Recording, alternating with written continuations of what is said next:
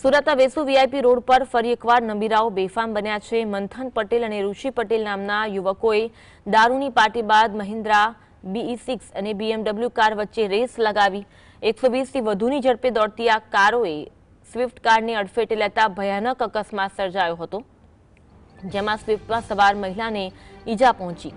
અકસ્માત એટલો જોરદાર હતો કે મહાનગરપાલિકાના 3 લાઇટ પોલ ઉખડી ગયા હતા। ઘટના સ્થળેથી દારૂના ગ્લાસ મળી આવ્યા છે। જો કે આક્ષેપ છે કે પુરાવા નાશ કરવા દારૂની બોટલો ગાયબ કરી કાર સાફ કરવામાં આવી હતી। હાલ વેસુ પોલીસે ફરાર BMW ચાલકની શોધખોળ અને વધુ તપાસ હાથ ધરી છે। વધુ એક નવીરા દ્વારા અકસ્માત સર્જવામાં આવ્યો છે। મહિલા ઈજાગ્રસ્ત થઈ હોવાના સમાચાર। GSTVના એક્સક્લુઝિવ દ્રશ્યો સુરતના વેસુ રોડ પર આ ઘટના બની છે।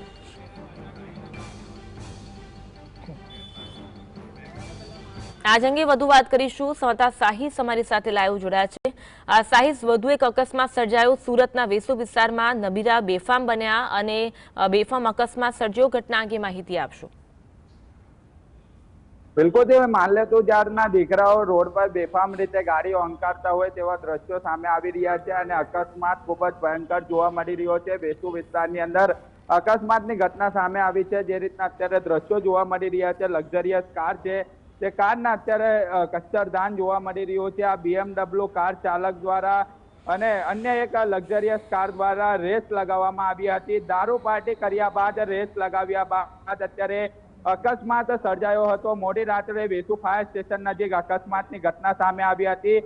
પોલીસ દ્વારા એક આરોપીની અટકાયત કરી લેવામાં આવી છે, પરંતુ અન્ય જે કાર ચાલક હતા, જે કારની અંદર સવાર હતા, તે લોકો પોલીસ પકડથી દૂર જોવા મળી રહ્યા છે।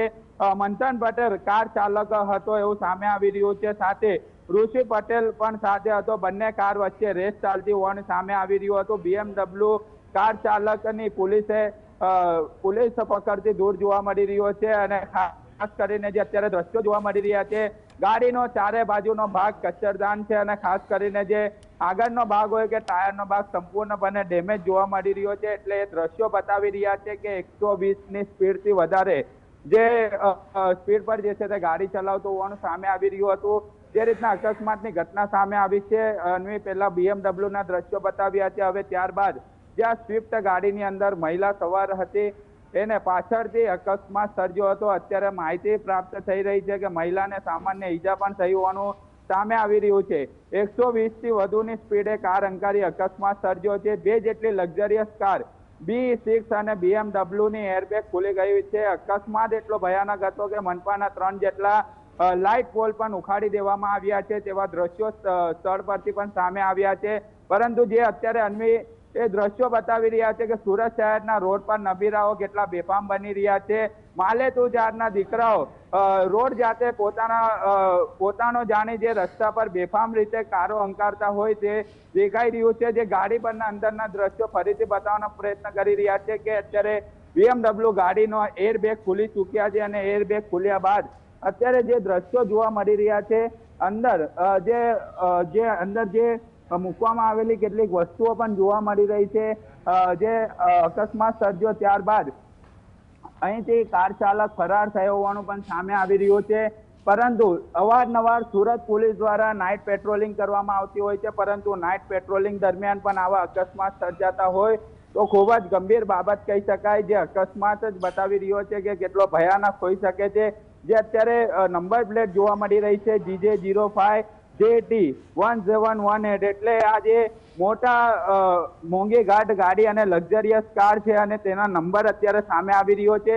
સંપૂર્ણ ઘટનાને લઈને અત્યારે પોલીસે એક જ વ્યક્તિની અટકાયત કરી લેવામાં આવી છે, પરંતુ પાર્ટી યોજી હતી। પાર્ટી યોજ્યા બાદ રેસ લગાવી હતી અને રેસ લગાવ્યા બાદ સ્વિફ્ટ કારના જે મહિલા છે તે ઈજા પહોંચી છે। એટલે અવારનવાર સુરત શહેરની અંદર અકસ્માતના બનાવ સામે આવતા હોય છે, ત્યારે પોલીસ દ્વારા કાર્યવાહી કરવામાં આવતી હોય છે, પરંતુ જામીન પર પણ મુક્ત થઈ જતા હોય છે। પરંતુ આવા અકસ્માત થયા બાદ આરોપી સામે કડકમાં કડક કાર્યવાહી થાય તેવી લોકચર્ચા પણ ચાલી રહી છે, કારણ કે અવારનવાર અકસ્માતની ઘટના શહેરની અંદર સામે આવતી હોય છે અને તેને લઈને હવે પોલીસે તપાસ જે છે તે શરૂ કરી દેવામાં આવી છે।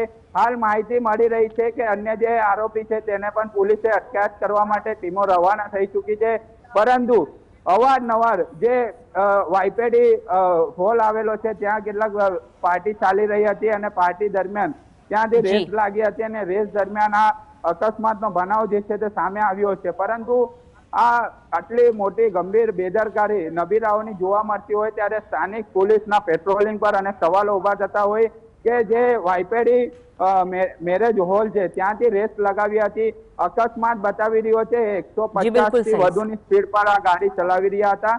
ત્યારે પોલીસે હવે કઈ રીતની કાર્યવાહી કરી રહી છે તે પણ જોવાનું રહેશે. જી આભાર સાહિસ જોડાવા માટે અને માહિતી આપવા માટે.